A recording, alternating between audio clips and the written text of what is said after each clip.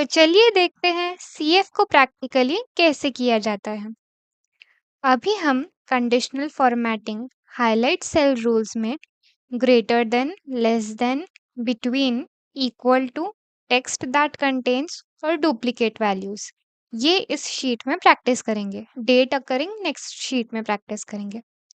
तो पहले हम डेटा को समझ लेते हैं। डेटा है क्वार्टरली एम्प्लॉय रेटिंग्स का। उसमें कॉलम है एम्प्लॉय आईडी, एम्प्लॉय नेम, जनवरी, फरवरी, मार्च ये मंथ्स है और इसमें रेटिंग्स दी हुई है एम्प्लॉयज़ की और एवरेज कॉलम में इन तीनों मंथ्स का एवरेज दिया हुआ है और ये हमारे पास क्राइटेरिया है। तो फर्स्ट सीरियल नंबर है, उसके बाद कॉलम्स है जिस पे हमें सिलेक्शन और एप्लीकेशन करना है। यह है रूल्स एंड कंडीशंस का कॉलम यानी कि हमारी शर्तें, और ये है इंफॉर्मेशन। ये इतना इम्पोर्टेंट नहीं है, जस्ट इंफॉर्मेशन है। और ये है फॉर्मेटिंग यानी कि जो हम रूप बदलने की बात कर रहे थे वो, कि कैसे हमें इसे दिखाना है। ये कंडीशन सेटिस्फाई हो जाए तो ये इसमें बदल जाना चाहिए। प्रैक्टिकली करके देखते हैं। ओके, तो फर्स्ट है जनवरी से मार्च का कॉलम, उसमें ग्रेटर देन 4.5 हो तो ब्लू फिल कर दो। तो मैंने आपको क्या समझाया था, पहले सिलेक्शन फिर एप्लीकेशन। पहले हम सिलेक्ट करेंगे जनवरी टू मार्च। हेडर्स मत सिलेक्ट करिएगा क्योंकि आपने हेडर्स अगर सिलेक्ट कर भी लिए तो उसका कुछ बेनिफिट नहीं, क्योंकि उसमें कोई इंसाइट्स निकलेंगे नहीं। तो जनवरी टू मार्च में हम कंडीशनल फॉर्मेटिंग ओपन करेंगे, highlight cell rules, greater than और इधर 4.5 टाइप करेंगे। हमें ब्लू कलर का फिल चाहिए तो यहाँ से हम सिलेक्ट करेंगे, बट यहाँ रेड है, येलो है, ग्रीन है, ब्लू तो दिख ही नहीं रहा है। तो मुझे कुछ अपने मन से करना है, तो मैं जाऊंगी कस्टम फॉर्मेट, फिल में ब्लू कलर चूज कर दूंगी और ओके कर दूंगी। ओके, तो ये परफेक्टली हो चुका है। फर्स्ट हमने फुलफिल कर दिया है। अब सेकंड, जनवरी से मार्च के कॉलम में 4.5 से 3 के जो भी बीच में हो उसे येलो फिल कर दो। ठीक है, पहले सिलेक्शन, उसके बाद एप्लीकेशन, 4.5 से 3 ये हमने किया। येलो तो है तो यही सिलेक्ट कर दूंगी मैं। Okay, done. उसके बाद है जनवरी से मार्च में लेस देन 3 तो रेड फिल। पहले सिलेक्शन, लेस देन 3 तो रेड ही बाय डिफॉल्ट है तो मैं उसे ही रहने देती हूँ। ओके, कितना परफेक्ट लग रहा है ना, सब एकदम कंडीशनल फॉर्मेटिंग के थ्रू हो चुके हैं। नेक्स्ट देखते हैं। फोर्थ में है एवरेज का कॉलम हमें सिलेक्ट करना है, इक्वल टू 5 तो ग्रीन फिल। ठीक है, एवरेज का कॉलम इक्वल टू, अभी हम वैसे तो यहाँ टाइप कर रहे थे बट हम यहाँ से सेल रेफरेंस भी चूज कर सकते हैं, तो मैं इस बार वो आपको करके बताती हूँ। ये मैंने 5 चूज किया तो मुझे चाहिए ग्रीन फिल, तो ग्रीन फिल। ओके, ये भी हो गया। अब नेक्स्ट देखते हैं। फिफ्थ नंबर है नेम के कॉलम में टेक्स्ट दैट कंटेन्स आर्या को ग्रे फिल करना है। नेम के कॉलम को सिलेक्शन, उसके बाद टेक्स्ट दैट कंटेन्स आर्या ही लिखा है, सिर्फ इसके लिए मैं आर्या ही रखूंगी। उसे हमें ग्रे फिल देना है, तो ग्रे कलर के लिए कस्टम फॉर्मेट और ये ग्रे कलर। ओके ओके, तो ग्रे फिल हो गया आर्या के नाम पे। उसके बाद वापस से name, text that contains Desai और red font. Name, text that contains Desai, तो मैं उसे दे दूंगी रेड फॉन्ट। तो रेड फॉन्ट के लिए ये सब है फिल के लिए, और फॉन्ट के लिए हमें जाना है यहाँ। रेड कलर सिलेक्ट कर लिया। ओके, ओके, ठीक है देन।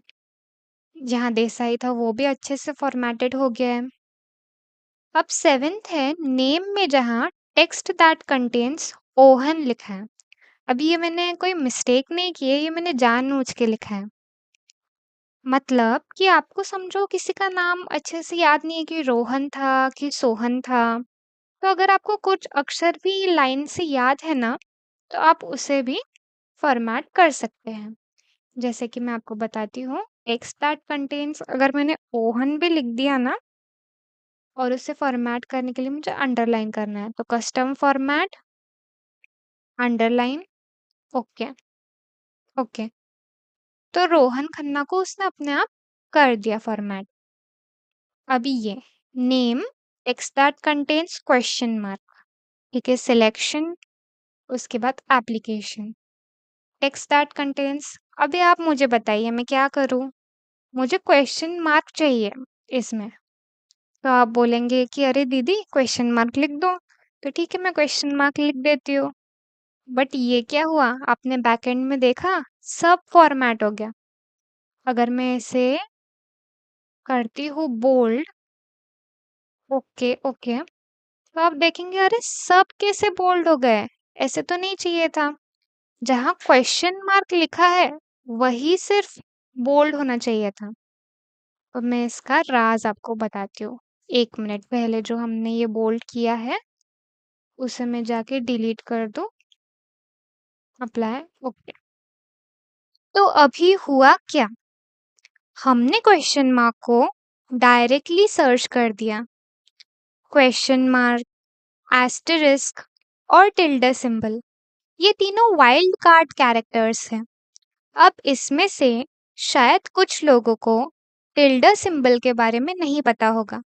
जो सिंबल को अभी ग्रीन बैकग्राउंड है उसे टिल्डे कहते हैं।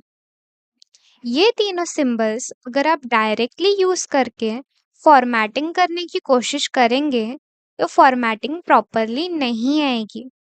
तो आप बोलेंगे क्या हम इन्हें यूज ही नहीं कर सकते हैं? क्या इन पे फॉर्मेटिंग लगा ही नहीं सकते हैं? ऐसा नहीं है। अगर आपको इन तीनों में से किसी को फॉर्मेटिंग देनी होगी तो सिंपली इन तीनों को सर्च करने से पहले आपको टिल्डे सिंबल लगाना होगा। प्रैक्टिकली स्पीकिंग, अगर आपको क्वेश्चन मार्क फॉर्मेट करना है, आप लिखेंगे टिल्डे फिर क्वेश्चन मार्क। अगर आपको एस्टेरिस्क फॉर्मेट करना है, तो आप लिखेंगे टिल्डे फिर एस्टेरिस्क। और अगर आपको टिल्डे ही फॉर्मेट करना है, तो आप 2 बार टिल्डे टाइप इन करेंगे। अभी क्वेश्चन मार्क को फॉर्मेट करना मैं आपको यहाँ प्रैक्टिकली बताती हूँ, और एस्टेरिस्क और टिल्डे को फॉर्मेट करना ये आपके लिए होमवर्क रहेगा। तो चलिए प्रैक्टिकली देखते हैं। पहले सिलेक्शन देंगे, conditional formatting, text that contains, पहले टिल्डे फिर क्वेश्चन मार्क। कस्टमाइज करेंगे अपनी फॉर्मेटिंग को, बोल्ड, ओके, ओके। अब हमारा रिजल्ट एक्यूरेट आया है। नेक्स्ट है एम्प्लॉय आईडी डुप्लीकेट है तो स्ट्राइक थ्रू कर दो। ठीक है, एम्प्लॉय आईडी को सिलेक्शन देते हैं, conditional formatting, duplicate values, custom format और स्ट्राइक थ्रू, ओके, ओके। आप देखेंगे ये दोनों स्ट्राइक थ्रू हो चुके हैं, यानी ये डुप्लीकेट वैल्यूज हैं। नेक्स्ट है एम्प्लॉय आईडी यूनिक हो तो इटैलिक कर दो।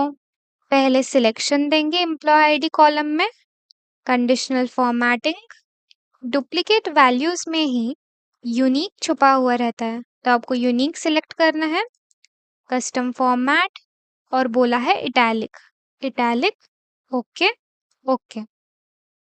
जो भी यूनिक वैल्यूज थी वो हल्की सी टिल्टेड हो गई है, यानी इटैलिक हो गई है।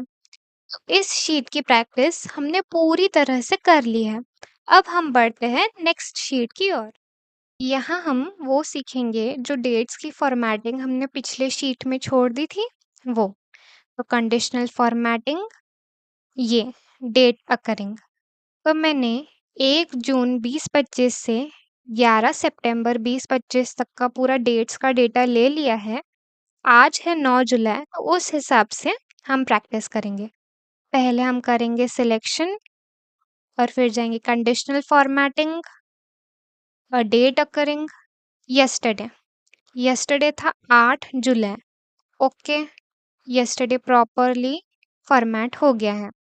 अब वापस सिलेक्शन किया, conditional formatting, date occurring today.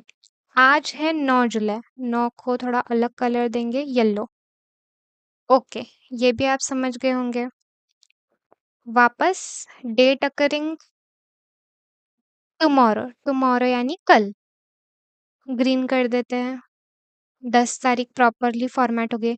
अब आप देख रहे हैं कि सिलेक्शन ऑटोमेटिकली है, इसके लिए मैं बार बार सिलेक्ट नहीं कर रही हूँ, डायरेक्ट एप्लीकेशन पे जा रही हूँ। ओके,